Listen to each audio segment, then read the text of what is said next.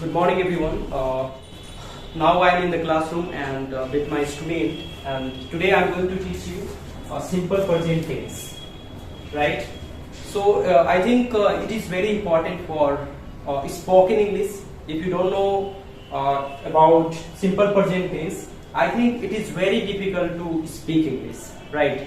So today I am going to teach you simple present tense. First of all, I will teach you what is simple present tense and how can you use it, right? तो सबसे पहले देखिए कि simple present tense होता क्या है, ठीक है? तो दो sentence which indicate the work daily activity, habit or nature comes under simple present tense, ठीक है? यानी ऐसा काम जो दैनिक दिनचर्या, आदत या स्वभाव का हो, तो ऐसे वाक्य सिंपल प्रेजेंट टेंस के होते हैं, ठीक है? वाक्य क्रिया के अंत में ता है, ती है, ता हूं इत्यादि लगा हो तो सिंपल प्रेजेंट टेंस का होता है। लेकिन ऐसे भी कुछ वाक्य होते हैं जिसके अंत में ता है, ती है नहीं लगा होता है, लेकिन फिर भी वह सिंपल प्रेजेंट टेंस का होता है, ठीक है? अगर मैं बताऊं तो वह सोमवार को यहाँ आएगा। अब इसके अंत में तो गागे ही लगा हुआ है, तो आप कहेंगे कि ये फ्यूचर टेंस का है, लेकिन ऐसा नहीं है। कुछ ऐसे भी सेंटेंस है जो सिंपल प्रेजेंट टेंस से बनता है। देखिए यहां पे समझिए, जैसे यूनिवर्सल ट्रूथ। जब भी आपको यूनिवर्सल ट्रूथ दिखाना हो तो सिंपल प्रेजेंट टेंस से ही आप बोलेंगे, ठीक है? जैसे सूरज पूरब में उगता है, ये क्या है? यूनिवर्सल ट्रूथ है। जैसे मेंटल एक्टिविटी, आप फिजिकल एक्टिविटी जो आप सोते हैं, उठते हैं, गाते हैं, ठीक है, ये हो गया फिजिकल एक्टिविटी। कुछ मेंटल एक्टिविटी भी होता है, जैसे मैं सोच रहा हूं, मैं समझ रहा हूं, ये क्या है? Mental activity. तो जब भी मेंटल एक्टिविटी को बताना हो तो सिंपल प्रेजेंट टेंस से ही बताएंगे। उसके बाद पोजीशन हो गया, मेरे पास कार है, मेरे पास गाड़ी है, मेरे पास बंगला है, ये सब सिंपल प्रेजेंट टेंस में ही बोला जाता है, ठीक है? उसके बाद फिक्स प्रोग्राम, वो सोमवार को यहाँ आएगा, कोई फिक्स प्रोग्राम होता है तो वो सिंपल प्रेजेंट टेंस से ही बोलते हैं। उसके बाद हैबिचुअल एक्शन, कोई हैबिचुअल एक्शन होता है तो वो सिंपल प्रेजेंट टेंस से बोलते हैं, राइट? समझ में आ गया कि सिंपल प्रेजेंट टेंस ये होता है, ठीक है? लेकिन कैसे बनाते हैं? आप बिगिनर हो ना, तो सबसे पहला काम है कि आपको सेंटेंस को बनाना सीखना पड़ेगा, ठीक है? अगर आप सेंटेंस को बनाना सीख लेते हो तो फिर आप उस पर प्रैक्टिस करोगे और आसानी से बोल पाओगे। तो मैं आपको सबसे पहले सेंटेंस को बनाना और पकड़ना सिखाता हूं, ठीक है? अब मान लीजिए कि एक सेंटेंस यहां पे दिया हुआ है, मोहन अंग्रेजी सीखता है, ठीक? एक सेंटेंस है, मोहन अंग्रेजी सीखता है। तो इसमें सबसे पहले आपको सब्जेक्ट को पकड़ना पड़ेगा। तो सब्जेक्ट कौन है? मोहन सीख रहा। जो काम करने वाला होता है वो क्या कहलाता है? सब्जेक्ट कहलाता है, ठीक है? तो अंग्रेजी सीखने का काम कौन करता है? मोहन। तो ये क्या हो गया? सब्जेक्ट हो गया, ठीक है? और काम क्या हो रहा है? सीखना। काम जो हो रहा है ना वो वर्ब हमेशा होता है। जो काम हो रहा है वो हमेशा क्या होता है?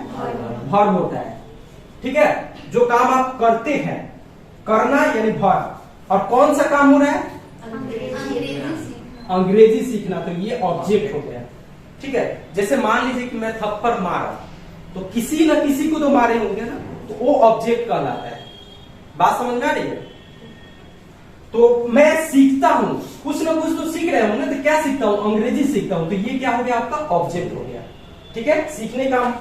सीखने का काम मोहन कर रहा था, ये सब्जेक्ट हो गया, और सीखना आपका वर्ब हो गया, और अंग्रेजी ऑब्जेक्ट हो गया। अब हिंदी का ये रूल है, ठीक है? पहले सब्जेक्ट, उसके बाद ऑब्जेक्ट, उसके बाद वर्ब। जब आप इंग्लिश में इसको ट्रांसलेट करेंगे तो सबसे पहले आपको क्या लगाना होगा?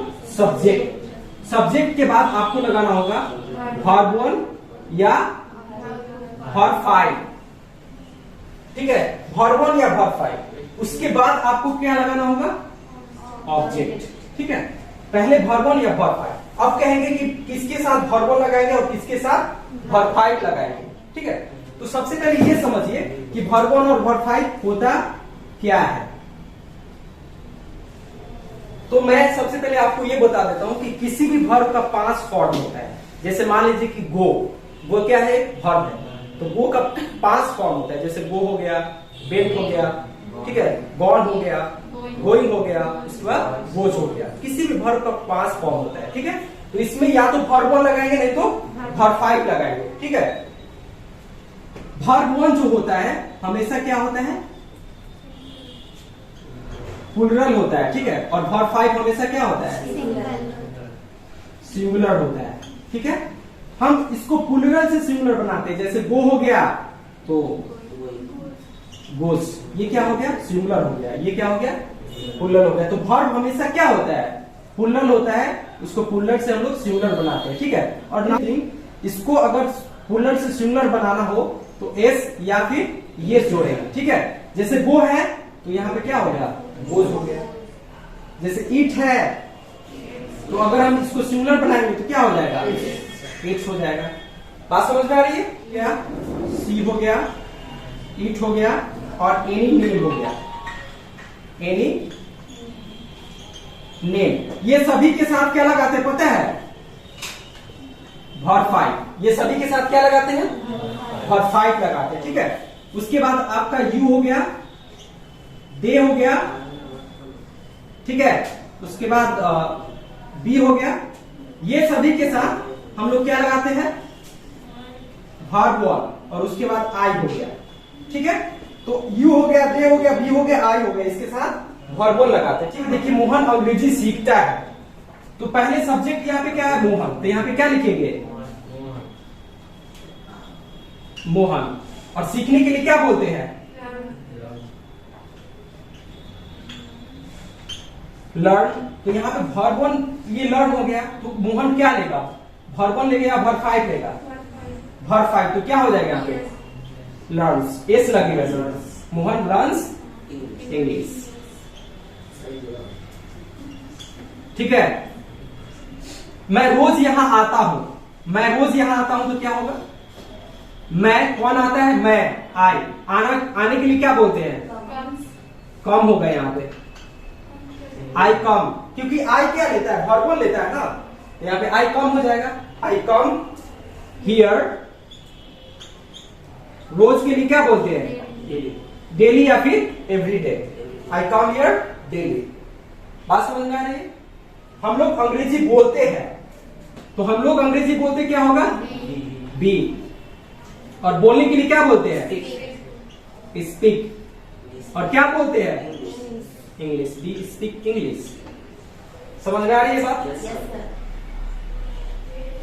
अब नेगेटिव में देखिए, ये तो पॉजिटिव सेंटेंस हो गया ये आपका, ठीक है। जो आप काम करते हो डे टू डे लाइफ में, जो आप काम करते हो, सोते उठते हो, गाते हो, नाचते हो, तो जो डे टू डे लाइफ में आप करते हो तो ये पॉजिटिव सेंटेंस हो गया।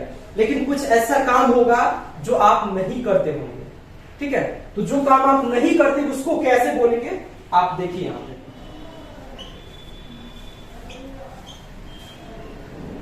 अब ये यहाँ पे क्या लगा हुआ है? नहीं लगा हुआ है, तो ये नेगेटिव सेंटेंस हो गया। तो नेगेटिव सेंटेंस को बोलने के लिए या फिर बनाने के लिए सबसे पहले आपको क्या करना होगा? सब्जेक्ट लगाना होगा। सब्जेक्ट के बाद क्या लगाना होगा? डोंट या फिर डजंट। डोंट या डजंट। और उसके बाद आपको वर्ब 1 लगाना है। क्या लगाना है? वर्ब 1। और उसके बाद कोई ऑब्जेक्ट लगाना है, ठीक है। उसके बाद कोई वर्ब 1। अब सब्जेक्ट के अनुसार डोंट या डजंट लगाना है। जैसे मान लीजिए ही सी इट्स नेम हो गया, तो यहां पे क्या लगाएंगे?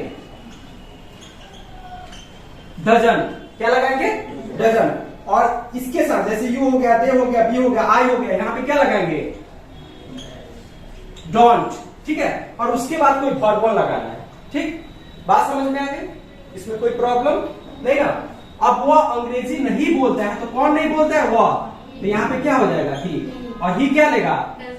तो यहाँ पे हो जाएगा doesn't speak English. He doesn't speak English. वह अंग्रेजी नहीं बोलता है, वह समय से याद नहीं आता है, क्या होगा? ठीक है। He doesn't come here on time. बात समझ में आ गई? अब ये नेगेटिव हो गया। अब कुछ ऐसा वाक्य होता है जिससे आप क्वेश्चन करते हो। जैसे मान लीजिए कि क्या आप खाते हो? क्या आप अंग्रेजी सीखते हो? क्या आप अंग्रेजी बोलते हो? ठीक है। तो जब आपको क्वेश्चन करना हो तो इसको क्या बोलते हैं? Yes no question. अब यस नो क्वेश्चन क्या होता है? जिसका जवाब या तो यस में होता है या फिर नो में होता है। जैसे मान लीजिए कि मैं आपसे पूछूं कि क्या आप अंग्रेजी सीखते हैं, ठीक है, तो आपका जवाब या तो यस में होगा, नहीं तो नहीं होगा। अगर आप सीखते हैं तो यस बोलेंगे और नहीं सीखते हैं तो क्या बोलेंगे? नो बोलेंगे। तो इसको बोलते हैं यस नो क्वेश्चन। तो यस नो क्वेश्चन को कैसे यूज करते हैं, कैसे क्वेश्चन करते हैं? जैसे मान लीजिए पहले क्या से शुरू रहेगा? बोलते हैं। क्या आप अंग्रेजी बोलते हैं? ठीक है, क्या से शुरू है ना? क्या आप अंग्रेजी बोलते हैं? तो सबसे पहले आपको क्या लगाना है पता है? डू या डज। उसके बाद क्या लगाना है? सब्जेक्ट। डू या डज के बाद सब्जेक्ट लगाना है, सब्जेक्ट के बाद वर्ब वन और उसके बाद ऑब्जेक्ट और लास्ट में क्वेश्चन मार्क। जैसे क्या आप अंग्रेजी बोलते हैं तो इसके अनुसार हम यहाँ पे वर्ब लेंगे। तो यू क्या लेता है? डू लेता है, तो यहाँ पे क्या हो जाएगा? Do you, do you.